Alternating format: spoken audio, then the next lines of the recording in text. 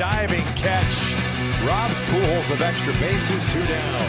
So 2 home runs, 3 RBIs, takes away probably 2 runs there defensively. That's 5 runs he's involved in. Matt Chapman. Olsen skies one high and deep to right field toward the corner. Adell onto the track near the wall, leaps up and got it.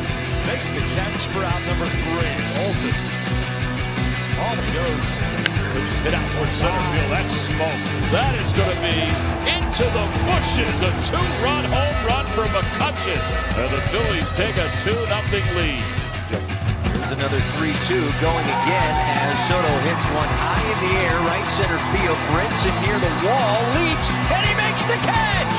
Lewis Brinson makes an unbelievable catch over the wall in center field. All right, everybody, welcome in to this edition of the Belly Up Fantasy Live Baseball Show.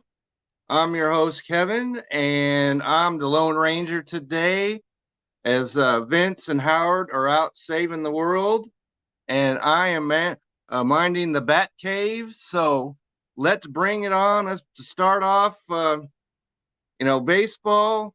There's a lot going on, and of course, the thing that really is at the top of everybody's discussion list is the new guidelines regarding foreign substances, and I'm going to read this directly, and then I'm going to comment on it.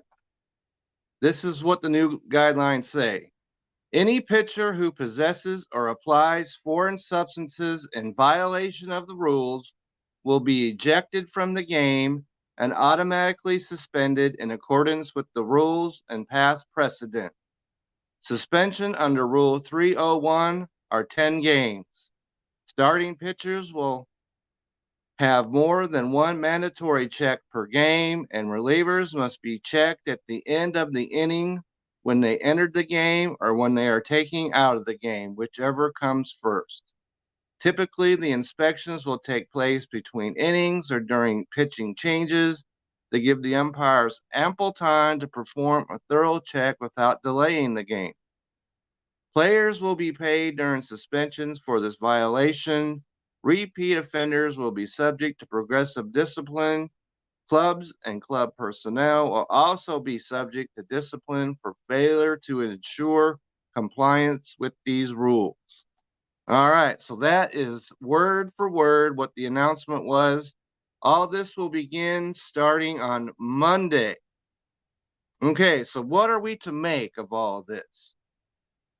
It seems that baseball is going to be, I'm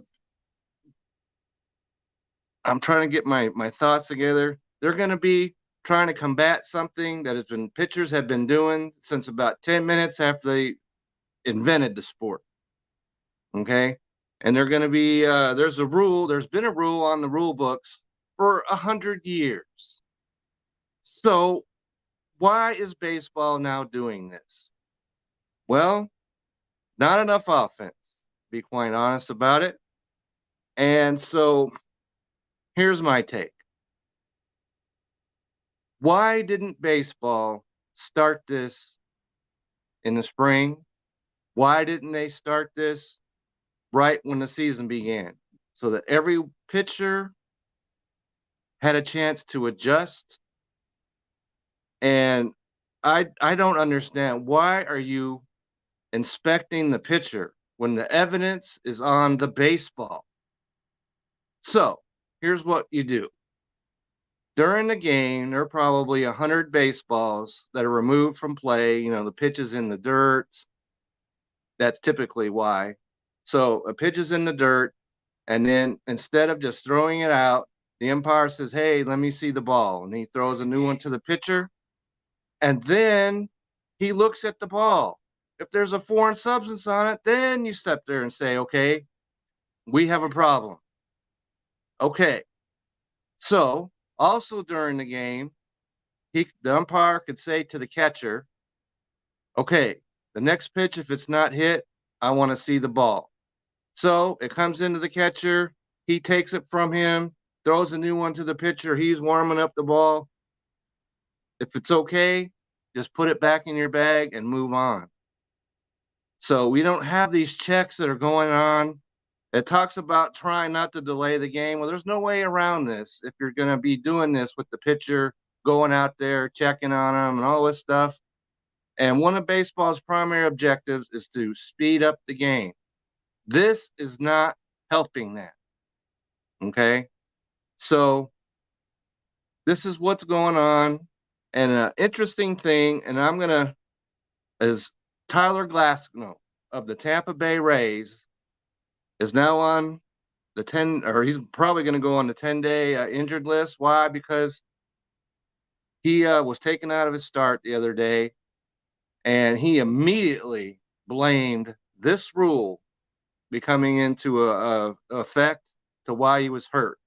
He said that he's been using some sort of form of rosin and sunscreen on the ball.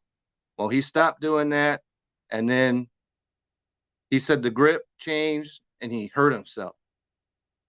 So you cannot sit there and talk about that he's a fan of all this. And so right off the bat, you have a pitcher saying this rule injured me. And another thing that I don't get about this is at the end of the season, the collective bargaining agreement expires.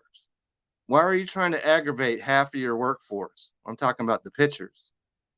So there had to be a better way to bring this into the game, but they did not. So let's move on. One of the things that I did want to talk about, because injuries, that's, the NBA is full of injuries right now, and they're blaming that because they had a short turnaround. Well, baseball has a lot of injuries as well, and that is not blamed on because they had the regular off season for the most part, and they had spring training as normal like the most part, but there are still a lot of players injured. And we're not talking about some guys that are just run-of-the-mill players. We're talking top-of-the-line guys like Matt Scherzer. He's on the 10-day injured list. We're talking about Shane Bieber of the Cleveland Indians. He is the defending Triple Crown winner in the American League. He has a shoulder strain. He's out. You've got Harper. He's been hurt more than once this year. He's day-to-day. He came out yesterday for the Phillies. You've got the Dodgers are really hard hit. They got Max Muncy. He has had a right oblique problem. You've got Cody Bellinger just went back on the injured list.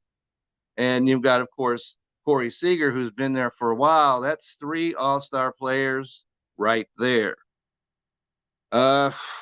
You'd think I'd learned my lesson. There's some players that are on here that I recommended picking up off the waiver wire. And so the Wilson curse strikes again. Tucker Davidson, the rookie from the Braves, I recommended him, picking him up on Monday. Of course, he goes out there and he injures his forearm. And so if you followed my advice and you picked him up off the waivers, you could drop him right back on it. All right. So the White Sox, Nick Madrigal, they were hoping for a better outcome. He's on the 60-day IL. One of the interesting things is some of these pitchers, 3 of them, matter of fact, you got Spencer Turnbull, you got he went on with right arm inflammation. You've got John Means for the Baltimore Orioles. He has a shoulder problem. And so these pitchers through 9 innings, of course, that's what you have to have a no-hitter. They're injured. And that I meant to mention Corey Kluber. He's, of course, on that list as well. So maybe pitching no-hitters is not the way to go. And it's interesting that, for the first 6 weeks of the season, you had no-hitters coming at you left and right, some one day to the next. But we haven't had any in about a month now. So them screening these baseballs, is that coincidence? I'm thinking that it isn't. All right, so let's take a look at the standings in Major League Baseball right now.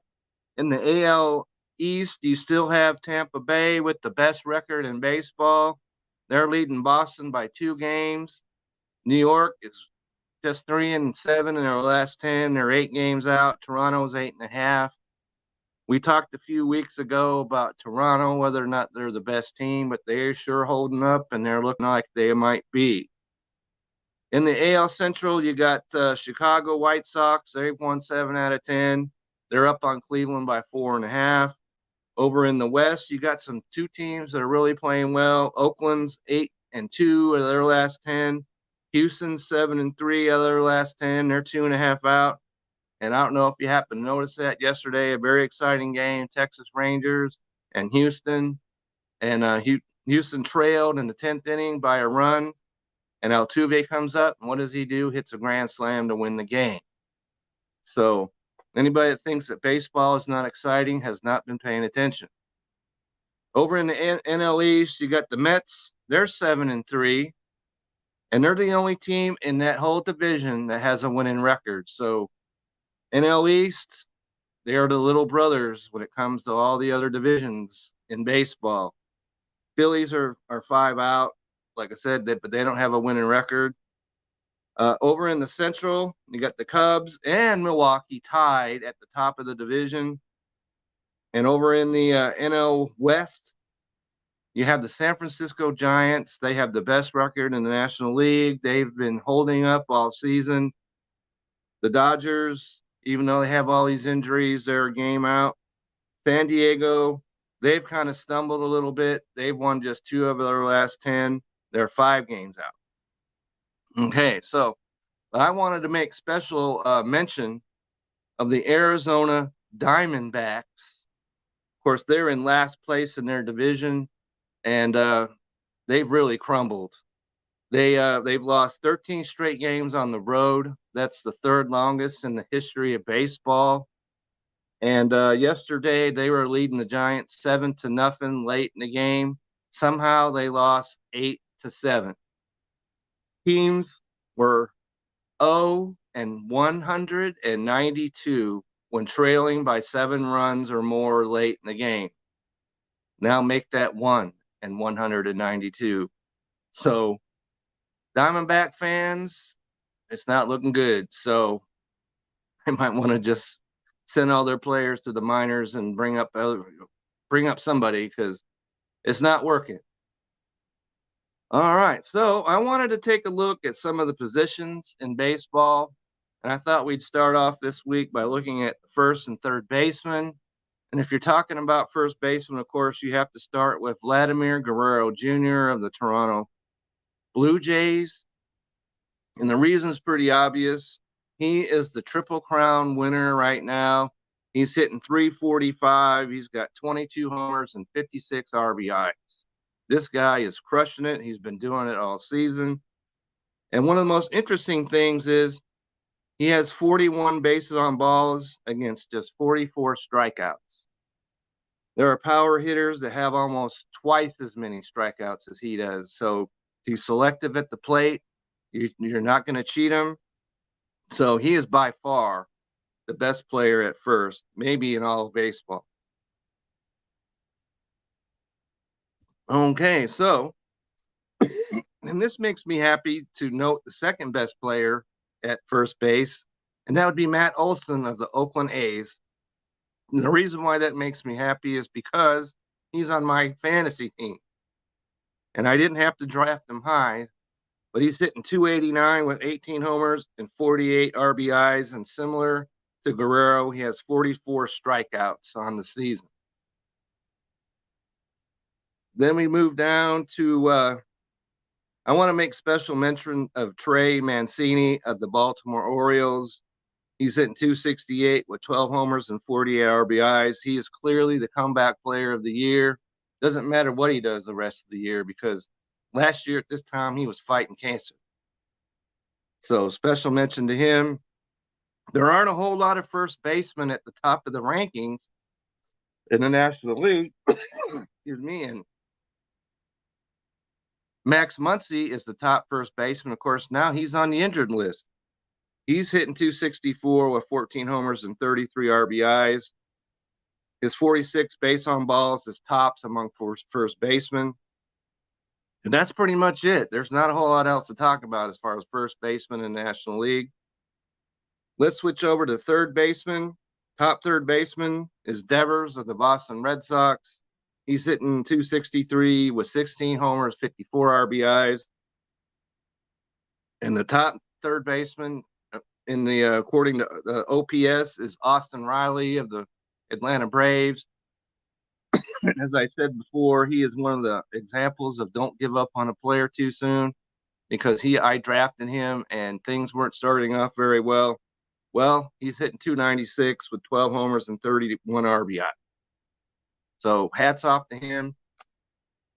Who knows where the Atlanta Braves would be without him? We'll have to look at some of the first and third basemen in the league. Now I'm going to switch over to fantasy baseball. And I'd like to talk about some players that we could sell high on. How about Ryan McMahon of the Colorado Rockies? He had 3 hits yesterday. He's pretty good at home and on the road, something that's very unusual for the Colorado Rockies. Of course, you know, their hitters pretty much go silent when they get on the road, but that has not been his case. But you especially want to see if you can sell him while they're at home, because he's really hot. So if you can get somebody to buy, go ahead and try and do that. One player that's really hot right now, how about Kyle Schwarber of the Washington Nationals? He's hit 4 home runs in his last 5 games. So his stock will never be higher. So if you can get somebody to make an offer for him, I would try that. How about Kyle Gibson? Now, he pitches, of course, for Texas Rangers, and he's 4-0 with a 2.09 ERA. He's pitched in the 6th inning or later in 12 straight starts. I'm not saying that you should get rid of him, but if you can get somebody to give you a great hitter, maybe, I would see what I can get if I had him. And those are the players I have there for the sell high. How about buy low? These are the guys who just aren't getting it done, but might be turning it around soon. You might be able to get some of these guys without having to make a whole lot of offers or substantial offers.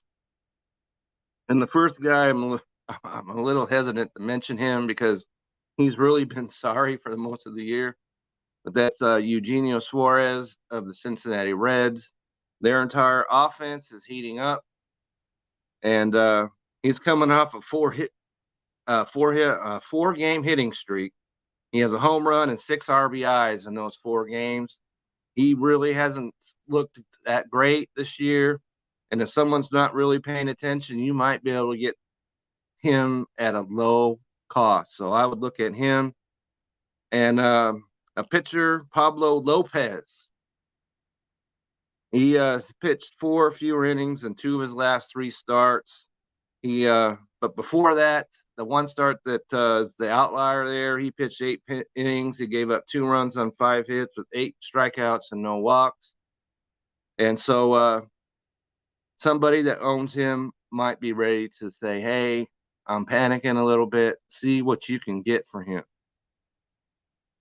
And how about Frankie Montas of the Oakland A's?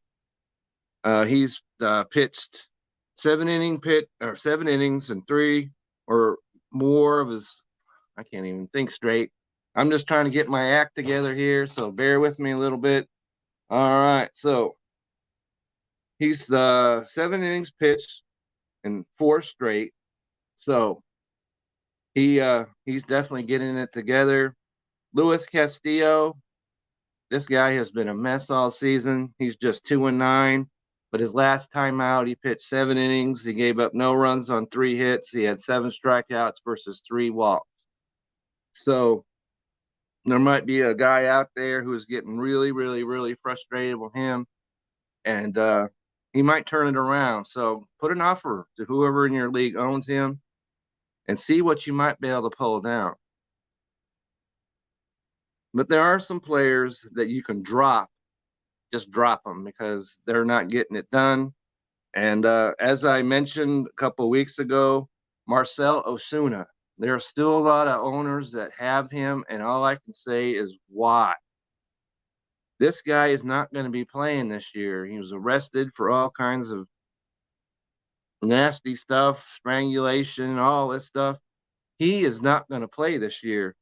So drop him today, right this second. Go to your roster, get rid of him. He has no place on a baseball roster or a fantasy roster. So get rid of him. And unfortunately for those around here, because there are Ranger fans in this house, but we got to take a look at Mike Fultonowicz of, like I said, the Rangers. He's 1-7 with the 5.48 ERA. He's given up 5 runs or more in 8 starts. It's really, really, really terrible. Get rid of him. There's no reason to have him on the roster. And one of the players that has shown me to be extraordinarily wrong is earlier in the season, I recommended picking up Nico Goodrum of the Detroit Tigers. He is a guy who has 5 home runs on the season, but he has 78 strikeouts. There's no need to have this kind of guy that gives you this negative mileage on your roster, even though that he has 11 stolen bases, but the negatives far outweigh the positives. So I would get rid of him right now. There's got to be a player on the waiver wire that's worth more than him. Speaking of which, these are the players that once you drop these guys, you can pick up.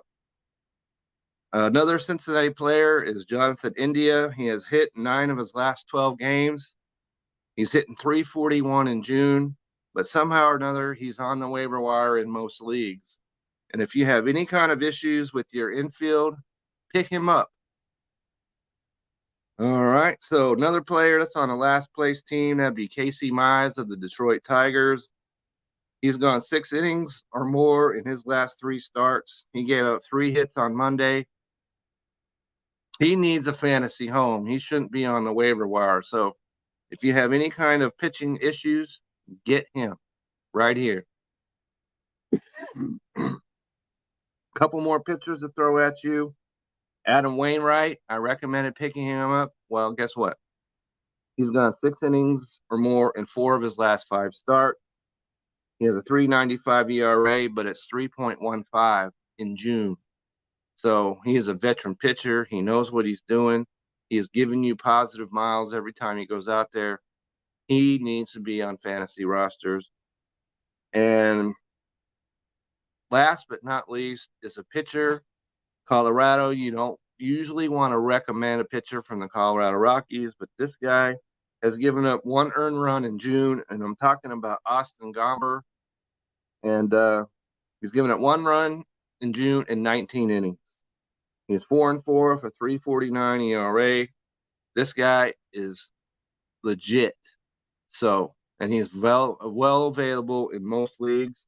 Go and get him. All right. So, we do these things and we have a sponsor, and I want to throw that in here right now. And that is Wall Street meets sports gambling in this innovative app, which would be Simbull, Simbull, brings the fun of being able to play for the long term by purchasing, selling, and trading stocks of your teams. When your teams win, you win a payout. When you lose, you don't. And the don't is in capital letters, so that must mean it's very important. The value of your team share is all that matters, and it's easy to use. Just download the Simbull app on your Play Store and use the promo code. We all know what it is. Say it with me. Belly Up Fantasy for a $10 deposit bonus of at least $10 or more. Join the fun of investing in your team for the long haul, where the sportsbook edge is put back into your hands as the player. For the latest and most fun in sports gambling, download Simbull. And again, use the promo code. Once again, say it with me, Belly Up Fantasy, for your $10 deposit bonus today. All right, so I'd like to finish up today by talking about what my fantasy roster looks like. So if you're out there thinking, well, what does this guy know? Well, what I know is that I'm 8-2 in my league, and so I'm doing pretty well. And one of the things that I did is I picked up Yadier Molina. Of course, he's the catcher for St. Louis. He was on the injured list earlier in the season, and for the second time in the last 3 years, somebody put him out there because he was injured. I picked him up, put him on my team, and this is a guy that can start, because we all know that the catcher position is just, it's a marshmallow. It's a marshmallow, but it's burnt. Okay, so if you happen to get a catcher that's worth something, stick with them. I did that. Molina's my guy. Of course, I have Matt Olson, as I talked about. Another player that you might want to take a look and see if he's available is Jonathan Schopp of Detroit. This guy has been tearing it up. I put him on my team. He plays second. He plays first. So, I really value players that have position variance. So I can put him at first. I can put him at second. I can put him at my utility spot. I like guys like this. Same with Jeimer Candelario. He's a first and third baseman. He's been hurt, but he's back. He was just activated today. And so he is a guy that was reaching base just about every game via walk, hit, whatever. So he's a player that's very valuable on your bench. All right, so Marcus Semien, he's a guy that I took, I think, like the 8th round, but now he's an undroppable player. That's how far he's come. Very valuable, plays second short. And let's see, who else? Adolis Garcia, he's, of course, plays for Texas. He's the top rookie in baseball right now. He's slowed down just a little bit, but he's still a guy that I got early, and he's paying dividend. All right. Let's take a look here. Yoan Moncada, he's been out of the lineup for like the last 3 or 4 days because of a sinus issue, but beyond that, he's playing very well. And where I really cash in is on my pitchers.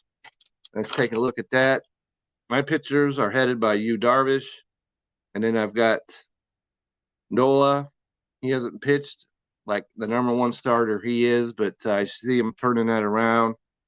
And I got Rue, Barrios, Anderson, who's pitching today. And last I looked, he wasn't pitching very well, but that's against the Red Sox. And he's a young pitcher, so I can give him some slack for doing that. Pablo Lopez, Kevin Gossman. This guy right here, if it wasn't for DeGrom, would be the pitcher of the year. He's lost just 1 game. He's really pitching well. And he's a guy that I drafted late in the draft. So, yay for me. Sean Manaea, he got blowed up his first start, but since then has pitched really well. And I got Rich Hill off the waiver wire. He was the pitcher of the month in May in the American League, and he's still pitching pretty well. So, and I, as I mentioned, I got Adam Wainwright that I just added this week. So that gives you some idea of my roster. So take that as you will. Means I might know what I'm talking about just a little bit. And I just like to put out there that you can always find me on Twitter. You can find me on Reddit a lot of times. And I really like it when someone comes up and says, hey, what do you think about this? Because I like discussion. I like to get into things like that. And I'm talking about more than, oh, that take is garbage. That doesn't do anything for anybody. But I really like it. So you can find me on Twitter at Kevin62, WILSEA. You see that down there on the bottom. That's my Twitter handle. You can find me on Facebook. You can, like I said, you can go to the Belly Up Fantasy website. I have an article that comes out every week on Monday on waivers. So I'm out there. So check me out. Ask me a question. I'll be more than happy to engage. And so that's what we have. And I just want to give out some shout outs to my Belly Up cohorts. They are on every night. So get out there on YouTube, find them. They've got, they're talking about basketball. They're talking about hockey. They're talking about all kinds of different, anything you need, Belly Up delivered. All right, so that's what I have for today. I sure appreciate you tuning in. And next week, one of the subjects that we'll be talking about is the All-Star Game voting. It's been open for a couple of weeks. It'll be open, next week. It's a couple weeks before the actual game. So we're going to take a look at the totals and see where we stand as far as who's the starters right now. So I look forward to that, and I look forward to seeing you guys on the flip side. Everybody have a great evening.